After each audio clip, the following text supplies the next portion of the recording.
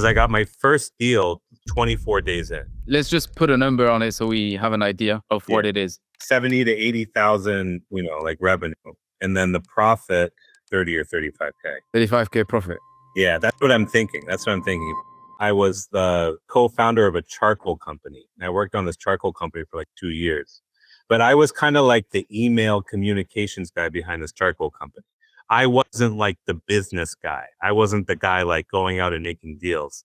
My business partner was the real kind of business guy who would meet with, meet at all these hotels and have meetings with people. I was kind of like, after he would have a meeting, he would say like, all right, Dylan, I want you got to write an email to this person and you got to mention how we do this and how we do this and how we do this. I've been like emailing in a business context and I've been, kind of in a business sense for a little bit, but I haven't really been a business person. Negotiating is something very foreign to me. And you learned that from the program. Yeah, I learned that from the program. Like all my phrases that I use to negotiate are all from your program. Yeah, so the entire field is new to me. I mean, in general. So like it has been like a little slow, but I like the guy Valuetainment, Patrick Bet-David. You know that guy? He had this video and he was talking about like patience. And he said, when you're thinking about stages, you think 21 days, then 90 days, 1 year, 3 years, 5 years, 10 years, 20 years. He was like, think about your business and that. And subhanAllah, that's like exactly how I'm working out.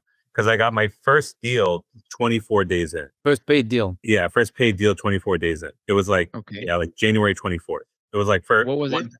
1,000 profit Surfshark. And it was like really not much after that. It was just kind of like a lot of people not responding. And I kind of like had some personal things for a couple of weeks. I didn't like, do as much work on it as I want.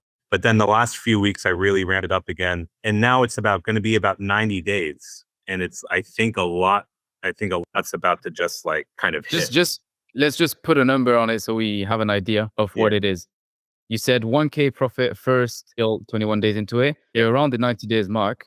Yeah. Let's say the all goes through, everything works out, the number makes sense, all the deals that you had this morning and everything goes through. What would the number be? Revenue and profit. 70 to 80,000 like total money being moved.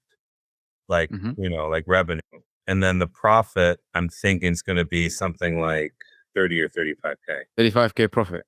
Yeah, that's what I'm thinking. If everything works out. Just so the numbers make sense, that's your 19th, around your 19th day right now. 90, around the 90th day, around 3 months in. Yeah. One of the best points you made in the training was like, you're not running our agency for us. We need to make our own mistakes and we need to like, hopefully we don't make as many mistakes doing training, but inevitably we're going to make some mistakes, right? But we need to kind of own successes and mistakes. We can't just like for every little, inconvenience, every little email be asking you or be asking like the group. And so that was a good message that you put throughout the training was like, like I can't help you with every little tiny thing that happened. Because even if I tell you, do this right thing, and I keep telling you what to do each time, you would kind of get it. But if at some point you do something and it hurts, it really hurts, like you messed up a deal, I can guarantee you that you never ever you make that mistake again. Whereas I could have told you, don't do this, don't do that, don't do this. And I could have kept on telling you until you do it and it hurts, you won't learn the lesson like for sure. Yeah. Pain is elevation. I had a sheikh say that the other day. Pain is elevation. If you're using the opportunity to learn and do better, right? Pain can be a punishment if you're like, just... If you don't learn from it, yeah. Yeah, if you don't learn from it and you're just like wallowing in your misery or something like that. But if you're doing the reflective process of like, okay, yeah, that was a clear mistake. Next time I gotta, you're reflecting on your mistakes. Then the pain of like messing up something is, elevation. And also it's an industry with very little risk. You're engaged in very low stakes communication. You're never going to be responsible for, a company not meeting their financial goals or something like that. You're not going to... Because you're a middleman. Yeah.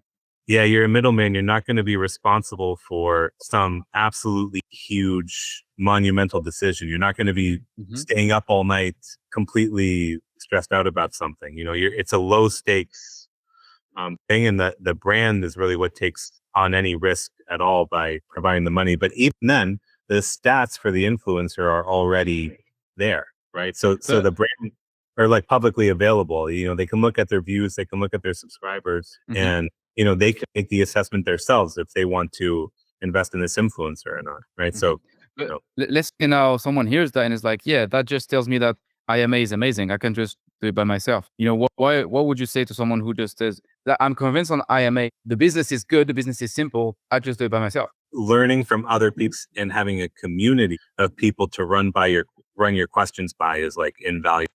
I mean, there's going to be times where you're going to have to ask somebody, and if you don't have anybody to ask to, I mean, who knows how long it's going to take. You could save 2 years by just like asking a few people what you're going. Would you recommend this program to someone else? And genuine answer. Yes, absolutely. Actually, I'll give you an answer. I did recommend it to a friend of mine a couple of days ago. I would recommend it specifically for Muslim brothers because so many of our goals are like kind of geography based, wanting to not be bound to a specific location. Like if you're stuck in the UK, stuck in the US. And this is a way to work online, and it's incredibly accessible. Business is much more accessible than anything I've really encountered.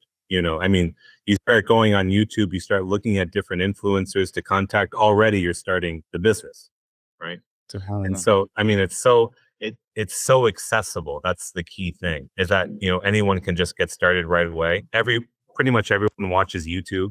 I mean, there's some people who don't, but I mean, all of us watch YouTube or something. So all of us have some sort of background. And and it's something that allows us to live somewhere that's, we can be true to our values. We don't need to be in any situation where we're compromising our values, living in the US or the UK or something. Muslim brothers who are like working to either to support their families or like looking to like, start a family or something, looking to live a life, looking to live a life where they can be a provider, where they can do what they need to do Islamically as a man, and also live surrounded by other Muslims.